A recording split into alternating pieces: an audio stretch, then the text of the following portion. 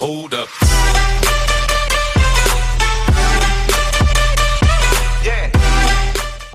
Hey guys, what's going on and welcome to another video. This video is the corner tutorial, how to score corners every time, which I have spent a few months getting footage for and perfecting for you. So let's get into it. So guys, this corner method relies on the fact you can score from here or pretty much anywhere along that line almost 100% of the time. If you've been playing FIFA for a while, you should be able to do this. If not, a few attempts, you'll get it. But you hold circle B for about 2 or 3 bars and aim for the far post, and it should go in every time. This is just an example of one way you can do it. There are different variations of it, but that is Diego, a 78 rated non-rare, so it doesn't matter who you've got there, it should be a goal as long as you execute it correctly, as you've just seen there. Okay. So, you can bring a near player forward like I've done there, which distracts the other player and brings the players around him closer to you. If you leave him come all the way towards you, more players will get sucked in. Just then I just did it to distract him, so that I'd have more space for Gareth Bale on the edge of the area to fairly easily bang it in top corner like I've just done there. It's not too hard, you just need a fair bit of space on the edge of the area for a touch. If you're not confident in your player's touch, you should have more space. See, then I've brought a player in, he hasn't pressed him, so this guy's just lazy, which means I had so much space on the edge of the area to score. I didn't hold circle down for long enough, so it went in the bottom corner, but a goal is a goal as long as you aim for the far post and get it off the ground, really. So here, this is another example, edge of the area. Again, I didn't hold it down for long enough, but it's still a goal. But a goal is a goal, and see, it's gone in the corner. As long as you aim for the far post, it should be a goal pretty much every time. So here I've gone for the near player, take a touch, run in a little bit and score. If you have the space, by all means take a touch in.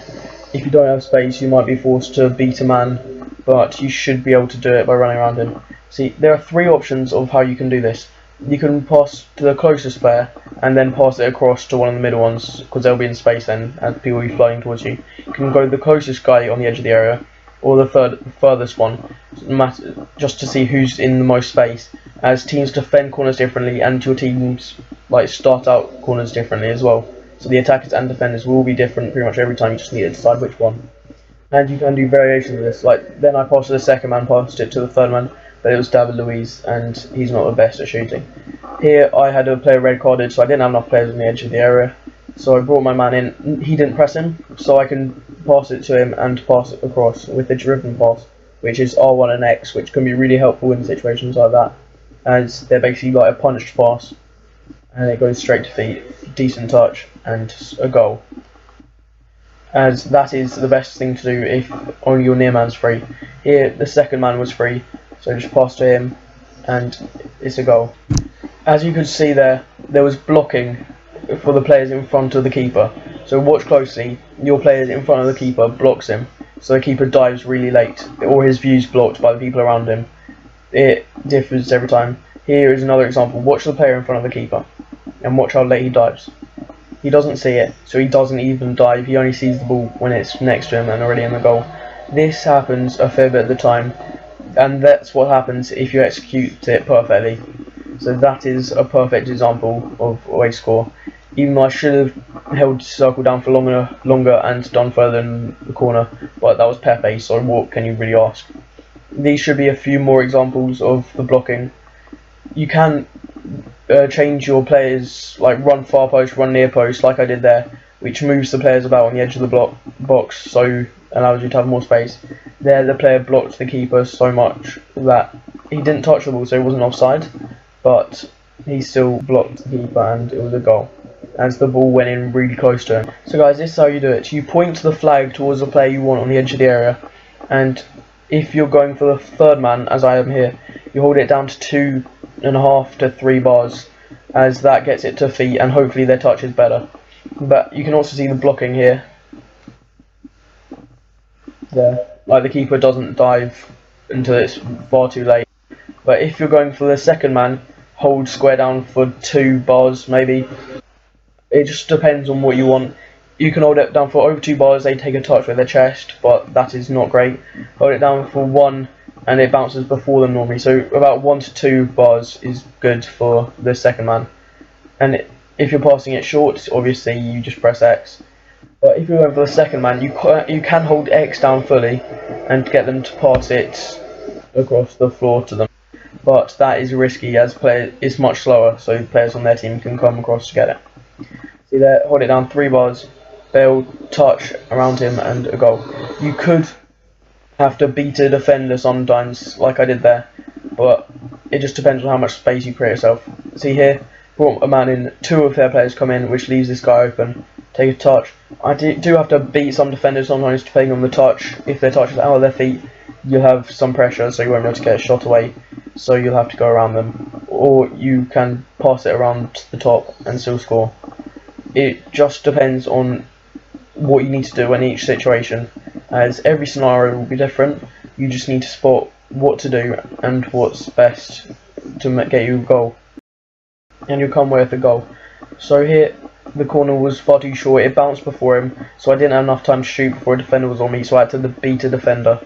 And I then took it in too close to the goal and tried to finesse it, so you just won't come away with a goal. Finesse from outside the area, you should get a goal a lot of the time, but from so close, the keepers on this game save them from closer but not from further away.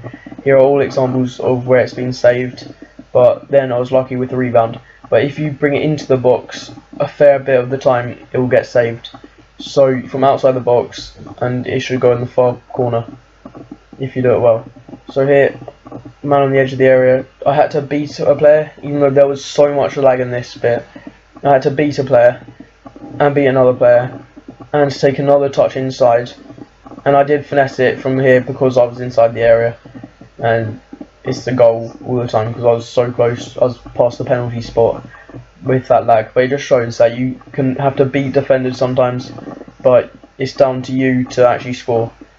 But it just gives you the best opportunity. Here, a man on the third man on the edge of the area.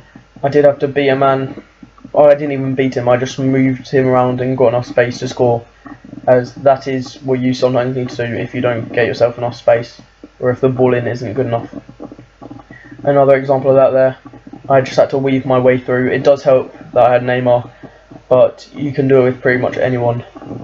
Offline, this might not work too well, trying to beat a player or creating space, but online, when players dive in towards you, it's a fair bit easier. That was just an example of finesse shot, as finesse sometimes works in this method, but sometimes doesn't. You just have to weigh it up as a normal game of FIFA. So there, it was saved because I didn't shoot from far enough away. It's just that little bit just inside the area and just on the edge that gets saved a lot of the time. If you pass short, you can do that, pass it across to that guy. I just took him in too far, so I didn't come away with the goal. But here, pass it to the man on the edge area, beat a player, and I came really close to scoring. That was just unlucky. But then again, I did come away with the goal, so proven that if you try this method, you're more likely to score goals. See that, because even though I failed, it was still a goal. So, yeah, proven. Science. So this method, I moved the players across, I did the run far post thing, so the near guy goes far, loses his marker, and then I just didn't have enough space to actually set my shot properly.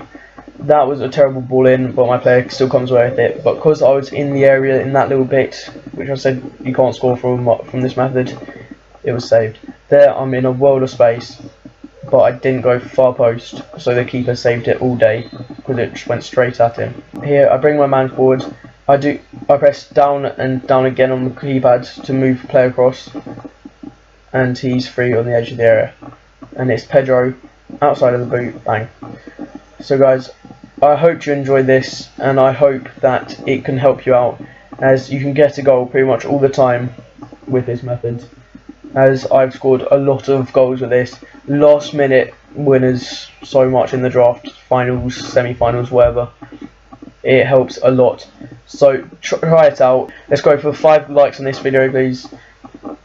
Comment if you've got anything to say about this method, and subscribe if you haven't already. More tutorials will be coming soon. How to score penalties every time, how to have the best chances of saving penalties, how to score free kicks every time.